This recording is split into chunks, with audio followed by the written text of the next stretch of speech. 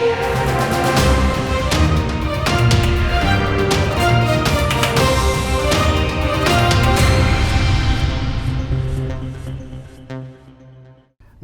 आप देख रहे हैं बिग न्यूज बिग शो। मैं हूं आपके साथ मुकेश राजपूत।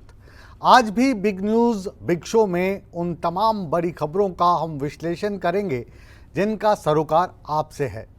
आज हम आपको दिखाएंगे कि कांग्रेस के राहुल गांधी के खिलाफ वायनाड में इंडिया महागठबंधन घटक ने ही उनके खिलाफ उम्मीदवार को क्यों उतारा। हम आपको बताएंगे कि बॉक्सर विजेंदर सिंह ने कांग्रेस का दामन छोड़कर भारतीय जनता पार्टी का दामन क्यों थामा। साथ ही साथ हम आपको दिखाएंगे संजय सिंह की जो रिहाई हुई है उसमें कौन कौन सी शर्तें रखी गई हैं और साथ ही साथ आम आदमी पार्टी अरविंद केजरीवाल के स्वास्थ्य को लेकर इतनी ज़्यादा चिंतित क्यों है। साथ ही साथ हम बताएंगे हिमाचल प्रदेश में जो कांग्रेस के संभावित उम्मीदवार हैं वो कौन कौन हो सकते हैं। इसके अलावा गुरुग्राम का बहुचर्चित दिव्य पहूजा मर्डर केस में अब तक की क्या कहानी है और इसमें कौन कौन से राज हैं जो अब तक सामने आ चुके हैं। लेकिन सबसे पहले हम आपको दिखाएंगे भारतीय जनता पार्टी हरियाणा किस तरीके से चुनावों को लेकर अपनी रणनीति तैयार कर रही है। भारतीय जनता पार्टी के मुख्यमंत्री हों या पूर्व मुख्यमंत्री किस तरीके से वो जाकर अपने अपने विचार प्रचार के साथ साथ टिप्स दे रहे हैं। और साथ ही साथ हम बताएंगे कि आज मुख्यमंत्री नायब सैनी ने कहां पर चुनाव प्रचार किया और कहां पर मनोहर लाल खट्टर ने कार्यकर्ताओं के साथ बैठक की और जीत के लिए उन्हें मंत्र सुझाए।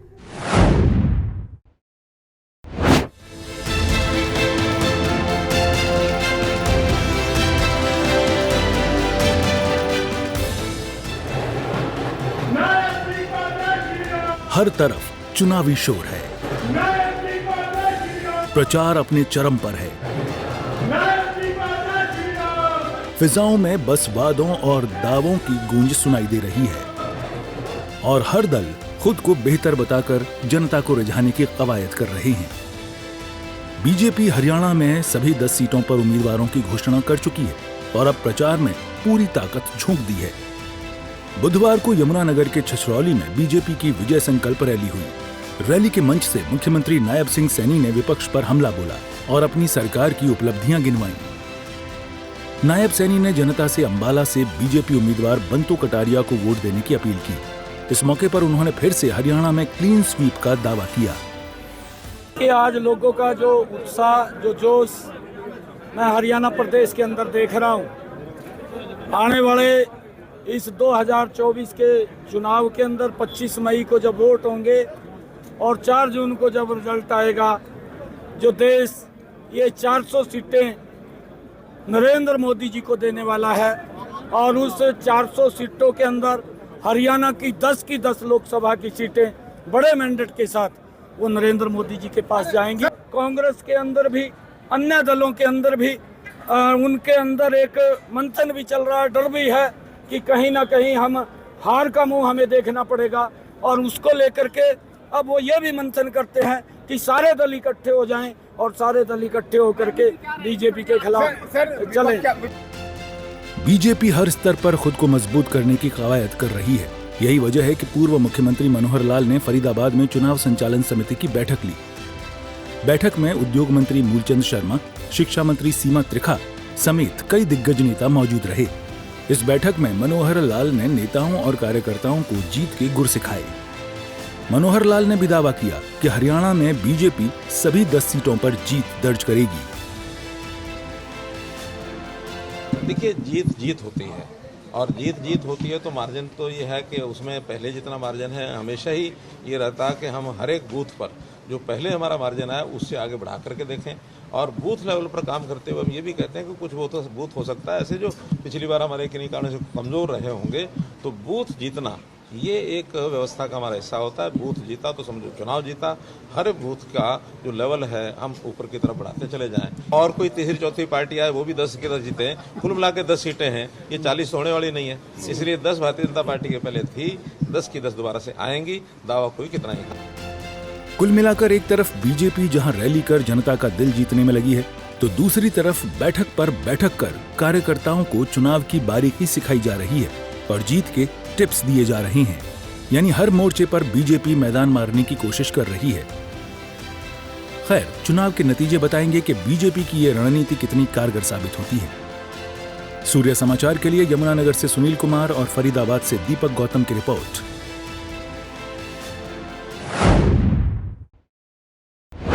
आइए अब बात करते हैं कांग्रेस के दिग्गज नेता राहुल गांधी की। राहुल गांधी ने आज अपना नामांकन भरा। राहुल गांधी ने केरल के वायनाड सीट से अपना पर्चा भरा।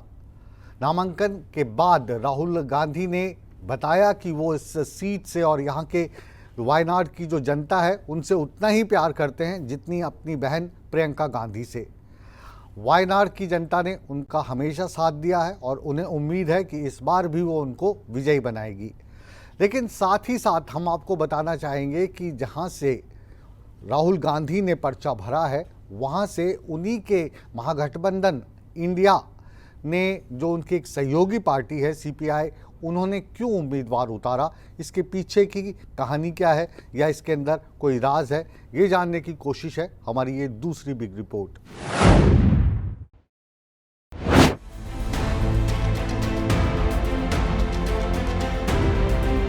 सत्ता की सबसे बड़ी लड़ाई के लिए जोर आजमाइश जारी है। जारी है जीत की जंग, जारी है कुर्सी पाने की जंग, और इस जंग में सब जायज है। सब दल जोर लगा रहे हैं फतेह हासिल करने के लिए। कांग्रेस के कद्दावर नेता राहुल गांधी भी आधिकारिक तौर पर इस जंग में कूद पड़े हैं। राहुल गांधी ने केरल की वायनाड लोकसभा सीट से अपना पर्चा भरा है।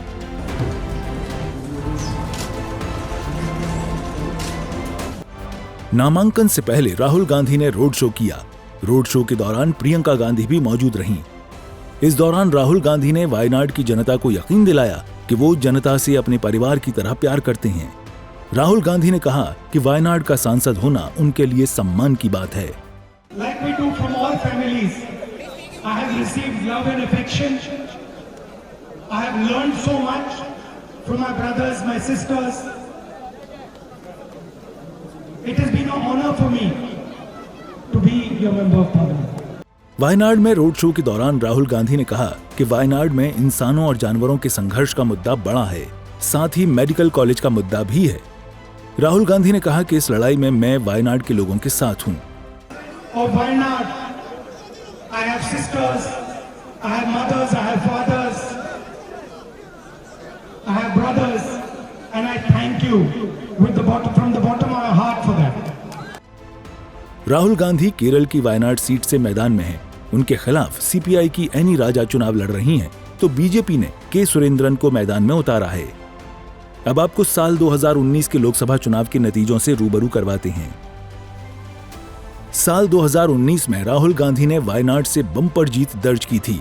इस चुनाव में राहुल गांधी को 7,06,367 वोट मिले थे, जबकि सीपीआई उम्मीदवार पीपी सुनीर को 2,74,597 वोट मिले थे।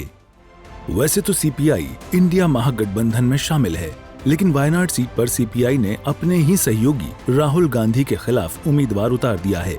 ऐसे में क्या राहुल गांधी का वायनाड से बेड़ा पार होगा? साथ ही गठबंधन के फॉर्मूले को लेकर भी सवाल खड़े हो रहे हैं। ब्यूरो रिपोर्ट, सूर्य समाचार। और अब बात करते हैं देश के मशहूर मुक्केबाज विजेंद्र सिंह की। इन्होंने कांग्रेस का दामन छोड़ दिया है और भारतीय जनता पार्टी का दामन थाम लिया है।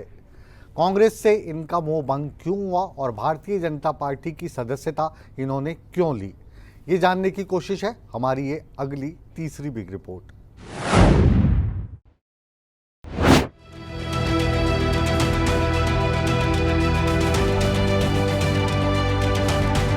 चुनाव चौखट पर है तो दल बदलने का सिलसिला भी जारी है।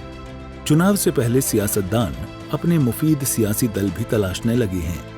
लोकसभा चुनाव का शंखनाद हो चुका है और इस बार भी पाला बदलने का खेल शुरू हो गया है। ओलंपियन बॉक्सर विजेंद्र सिंह कांग्रेस का हाथ छोड़कर अब बीजेपी में शामिल हो चुके हैं। उन्हें बीजेपी महासचिव विनोद तावड़े ने बीजेपी की सदस्यता दिलाई। विजेंद्र जी आज हमारे साथ जुड़े हैं, जो 2008 के बीजिंग में मेडल जीते हैं। राजीव गांधी खेल रत्न जीता है, अर्जुन अवार्ड जीता है, पद्मश्री उनको राष्ट्रपति के द्वारा पुरस्कृत किया गया है। ऐसे विजेंद्र जी भारतीय जनता पार्टी में आदरणीय प्रधानमंत्री मोदी जी के नेतृत्व में विकसित भारत का संकल्प पूरा करने के लिए हमारे साथ जुड़े, तो स्वाभाविकता उनकी हर ताकत का, हर शक्ति का उपयोग भारतीय जनता पार्टी दिल्ली, हरियाणा, राजस्थान इन सभी प्रांतों में जरूर करेगी, उत्तर प्रदेश में भी।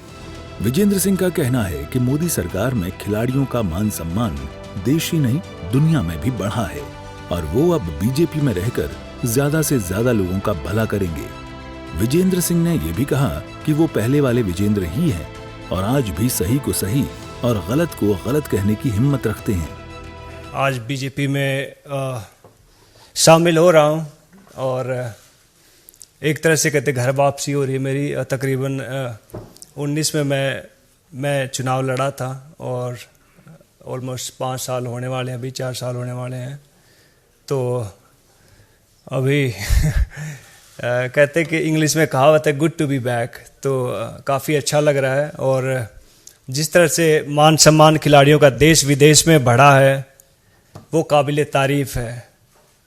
जैसे हम बाहर यूके में फ़ाइट करने जाते थे, दुबई में फ़ाइट करने जाते थे, आयरलैंड में फ़ाइट करने जाते थे, तो कई बार एयरपोर्ट पर बहुत सारी चीज़ें होती थी। लेकिन जब से हमारी बीजेपी सरकार आई है, मोदी गवर्नमेंट आई है, तब से एक बहुत सरल और कहते बहुत आसान तरीके से हम कहीं भी आ जा सकते हैं। जो मान सम्मान इस गवर्नमेंट में मिला है तो खिलाड़ी उसके लिए बहुत धन्यवाद करते हैं मोदी साहब का, बीजेपी गवर्नमेंट का।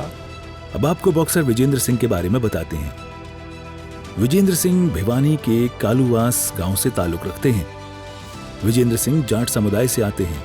विजेंद्र सिंह देश के प्रसिद्ध मुक्केबाज रह चुके हैं। साल 2008 में बीजिंग ओलंपिक में विजेंद्र सिंह ने कांस्य पदक जीता था। विजेंद्र सिंह साल 2019 में दिल्ली से कांग्रेस की टिकट पर लोकसभा चुनाव लड़े थे लेकिन हार गए थे। ब्यूरो रिपोर्ट, सूर्य समाचार।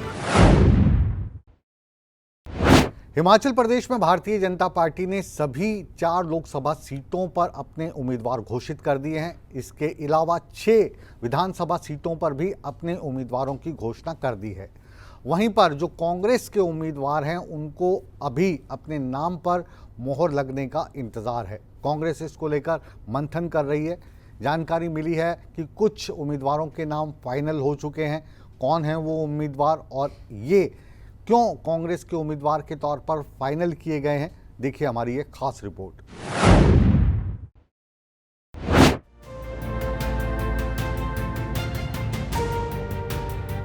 मिशन 2024 को लेकर सियासी सरगर्मियां तेज हैं। एक तरफ जहां बीजेपी ने सभी 4 लोकसभा सीटों और 6 विधानसभा सीटों पर अपने उम्मीदवार उतार दिए हैं, तो वहीं कांग्रेस में अभी उम्मीदवारों के नाम पर मंथन ही चल रहा है। हिमाचल कांग्रेस ने अभी तक लोकसभा और विधानसभा उपचुनाव के लिए अपने पत्ते नहीं खोले हैं, लेकिन अब कहा जा रहा है कि जल्द ही कांग्रेस के उम्मीदवारों के नामों का ऐलान हो जाएगा। 4 संसदीय सीटों में से मंडी से प्रतिभा सिंह का नाम और हमीरपुर से सतपाल रायजादा को उतारना लगभग फाइनल। धर्मशाला से सीएम के करीबी देवेंद्र जग्गी को टिकट दी जा सकती है। कुटलेहड़ से विवेक शर्मा का नाम भी लगभग फाइनल है। 5 और 6 अप्रैल को दिल्ली में आला कमान से होने वाली मुलाकात से पहले हिमाचल प्रदेश में कांग्रेस क्या भाजपा के नेताओं को भी टिकट दे या न दे, इस दुविधा में आपस में बटी हुई दिखाई देने लगी है।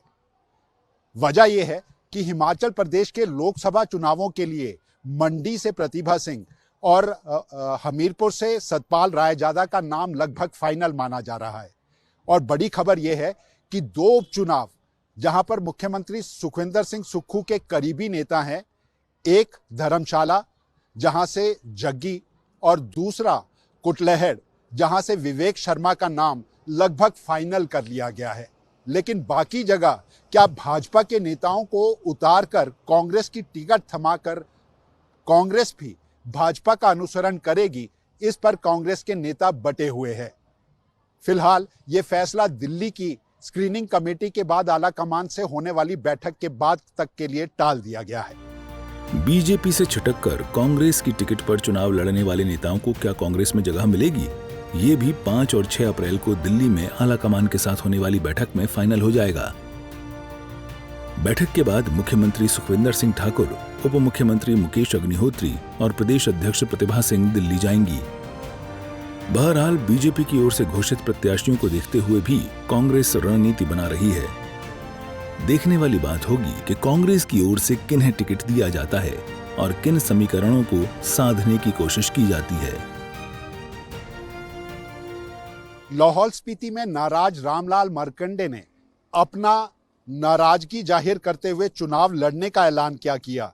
मुख्यमंत्री सुखविंदर सिंह ठाकुर ने शिमला में उनसे संपर्क में रहने की बात तक कह डाली और उसके बाद कांग्रेस पार्टी के भीतर का बवाल कि भाजपा के नेताओं को कांग्रेस की टिकट नहीं दी जाना चाहिए, ये वर्टिकल डिवीजन कांग्रेस के नेताओं के भीतर भी दिखाई देने लगा। शायद यही वजह है शिमला संसदीय सीट से पुराने भाजपा के चेहरे वीरेंद्र कश्यप का नाम भी उछला जरूर है, लेकिन कांग्रेस क्या भाजपा के नेताओं को भी टिकट देकर वही खेल खेल सकती है जो कांग्रेस के 6 बागी नेताओं को टिकट देकर भाजपा ने हाल ही में खेला है। चुनाव के नतीजे इस बात के ऊपर भी निर्भर करेंगे कि अगर कांग्रेस भी ऐसा फैसला लेती है तो दोनों राजनीतिक दलों के भीतर आखिर फर्क क्या रह गया है। कैमरामैन सुभाष के साथ अरुण उनियाल, सूर्य समाचार, शिमला। आपके राज्यसभा सांसद संजय सिंह को राहत मिल चुकी है, उनको जमानत मिल चुकी है, लेकिन रिहाई के बाद कौन कौन सी शर्तें हैं जो लगाई गई हैं, जो संजय सिंह को बाहर आने के बाद निभानी पड़ेंगी। कोर्ट ने क्या क्या कहा है, उनको लोकेशन शेयर करनी होगी, दिल्ली से अगर बाहर जाना है तो उनको कहाँ सूचित करना होगा, ये जो सारी बातें हैं हम आपको दिखाएंगे। और साथ ही साथ हम बात करेंगे कि अरविंद केजरीवाल की जो तबीयत है वो जेल में नासाज है, ऐसा आम आदमी पार्टी के नेताओं का कहना है। उनका कहना है कि अरविंद केजरीवाल का वज़न लगातार घटता जा रहा है और 4.5 किलो वज़न घट चुका है, लेकिन जो पुलिस प्रशासन है, जेल प्रशासन है, वो कह रहे हैं कि अरविंद केजरीवाल की तबीयत एकदम ठीक है और उनका वज़न बिल्कुल भी घटा नहीं है।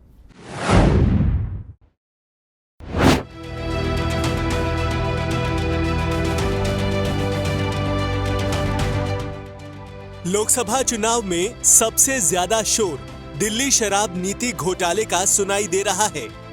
दिल्ली के मुख्यमंत्री अरविंद केजरीवाल जेल में गए तो देश की सबसे बड़ी अदालत से आपके राज्यसभा सांसद संजय सिंह को जमानत मिल गई।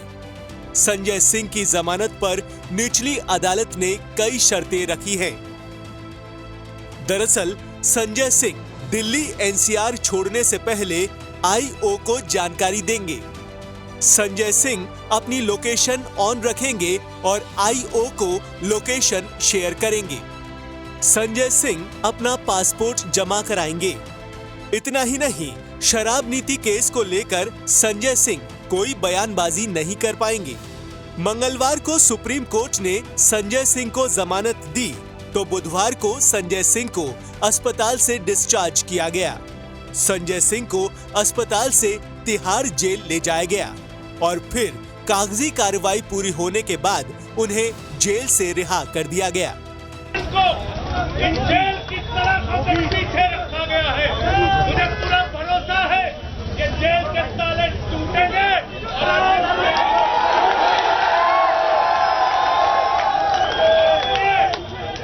और इसलिए मैं कहना चाहता हूँ, शक्ति बदलने का वक्त नहीं है, संघर्ष करने का वक्त है, जंग करने का वक्त है, तैयार हो जाइए। वहीं मुख्यमंत्री अरविंद केजरीवाल के स्वास्थ्य को लेकर आम आदमी पार्टी ने बड़े आरोप लगाए हैं। दिल्ली सरकार में मंत्री आतिशी मारलेना का कहना है कि केजरीवाल को शुगर की बीमारी है, उन्हें वक्त वक्त पर दवाइयां और इंसुलिन लेनी पड़ती है। आतिशी ने आरोप लगाया है कि गिरफ्तारी के बाद केजरीवाल का वजन करीब 4.5 किलो घटा है। अरविंद केजरीवाल जी एक सीवियर डायबिटीज के पेशेंट हैं। डायबिटीज के एक सीवियर पेशेंट होने के नाते दिन में कई बार उनका शुगर लेवल मॉनिटर होता है। जिस हिसाब से उनका शुगर लेवल बढ़ता है, गिरता है, उसी के अनुसार उनको दवाई लेनी होती है, इंसुलिन के इंजेक्शन लेने होते हैं और उसी अनुसार उनका खान पान और डाइट होती है। अरविंद केजरीवाल जी का पिछले 12 दिन में 4.5 किलो वजन घट गया है। हालांकि जेल प्रशासन ने इन तमाम आरोपों को गलत बताया है। जेल प्रशासन के मुताबिक केजरीवाल का शुगर लेवल मेंटेन है और उनका वजन भी नहीं घटा है। ब्यूरो रिपोर्ट, सूर्या समाचार।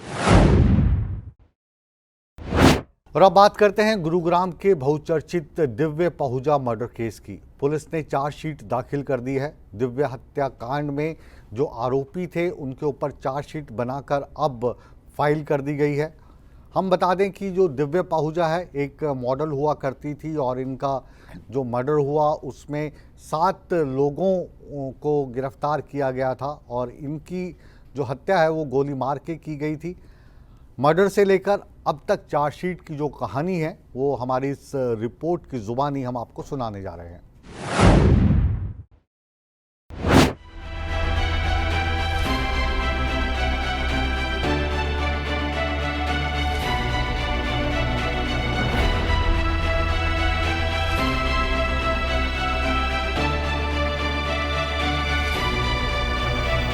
तारीख 2 जनवरी 2024 और जगह गुरुग्राम का होटल सिटी पॉइंट, कमरा नंबर 111 में गोली चली जो सीधी एक 27 साल की लड़की के सिर में जाकर लगी। लड़की की वहीं मौत हो गई। गोली मारने वाले शख्स ने अपने कुछ दोस्तों की मदद से लाश को अपनी BMW की डिक्की में रखा और संगरूर की भाखड़ा नहर में फेंक दिया। सब कुछ बेहद गुपचुप तरीके से हुआ और किसी को इस हत्या की भनक नहीं लगी। लेकिन 11 दिन बाद 13 जनवरी को पुलिस ने इस लाश को बरामद कर लिया। ये लाश थी पूर्व मॉडल दिव्या पाहुजा की, जिसके मर्डर केस में मंगलवार को गुरुग्राम पुलिस ने 523 पन्नों की चार्जशीट फाइल की है। दिव्या पाहुजा की हत्या क्यों और किसने की, होटल में उस दिन क्या हुआ था, इन सारे सवालों के जवाब पुलिस की इस चार्जशीट में छिपे हैं। पुलिस ने 7 आरोपियों के खिलाफ चार्जशीट दाखिल की है। गुरुग्राम पुलिस ने अपनी चार्जशीट में होटल सिटी पॉइंट के मालिक अभिजीत सिंह सहित 7 लोगों को आरोपी बनाया है। नशे में नोकझोंक के दौरान अभिजीत ने दिव्या को गोली मार दी। होटल के 2 कर्मचारियों हेमराज और ओम प्रकाश के साथ मिलकर शव को नीचे ले जाकर BMW कार में रखा। शव को ठिकाने लगाने के लिए साथियों बलराज गिल और रवि बंगा के हवाले कर दिया।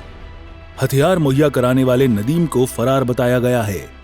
चलिए अब आपको बताते हैं दिव्या पाहुजा कौन थी। गुरुग्राम के बलदेव नगर की रहने वाली थी दिव्या पाहुजा। गैंगस्टर संदीप गाडोली की दोस्त बताई जाती थी दिव्या। गाडोली की हत्या में भी थी आरोपी। पुलिस मुखबिर होने का संदेह था। पिछले साल जून में मिली थी जमानत। काबिले गौर है कि 2 जनवरी की रात गुरुग्राम के होटल द सिटी पॉइंट के कमरा नंबर 111 में अपकमिंग मॉडल दिव्या पाहुजा की गोली मारकर हत्या कर दी गई थी। इसके बाद हत्यारोपी अभिजीत सिंह ने अपने होटल के 2 कर्मचारियों के साथ मिलकर उसका शव कंबल में लपेटकर अपनी BMW कार की डिग्गी में रख दिया था।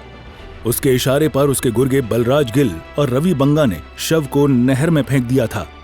इस वारदात के अगले दिन मॉडल की बहन की शिकायत पर केस दर्ज करते हुए पुलिस ने मुख्य आरोपी अभिजीत सिंह सहित 3 लोगों को गिरफ्तार कर लिया था।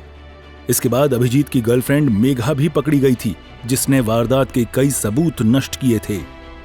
गुरुग्राम के बहुचर्चित हत्याकांड दिव्या पाहुजा हत्याकांड मामले में गुरुग्राम पुलिस ने चार्जशीट सबमिट कर दी है। दरअसल ये पूरा मामला 2 जनवरी का था, जब एक होटल में पूर्व मॉडल दिव्या पाहुजा की गोली मारकर हत्या कर दी थी और जैसे ही इसकी जानकारी गुरुग्राम पुलिस को लगी तो पुलिस ने एक के बाद एक इस पूरे मामले में जब जांच को आगे बढ़ाया तो कई CCTV फुटेज के साथ साथ कई नाम भी इस पूरे मामले में सामने आए और दिव्या पाहुजा के शव को पंजाब की एक नहर में फेंका गया और उसके बाद हरियाणा से दिव्या पहुजा के शव को बरामद किया गया। हालांकि इस पूरे मामले में गुरुग्राम पुलिस की काफी किरकिरी हुई थी और इस पूरे मामले में हथियारों सहित 2 गाड़ी और कुछ कैश भी गुरुग्राम पुलिस ने बरामद किया था। तो कुल मिलाकर 7 आरोपियों को भी गुरुग्राम पुलिस ने इस पूरे मामले में गिरफ्तार किया था, जिसमें एक महिला भी शामिल थी। हालांकि अब गुरुग्राम पुलिस ने इस पूरे मामले में चार्जशीट पेश कर दी है और अब देखना ये होगा कि दोनों पक्षों के बीच दलील के बाद क्या कुछ इस मामले में निकलता है और कितनी सजा आरोपियों को हो पाती है। गुरुग्राम से नीरज अंबावता, सूर्य समाचार।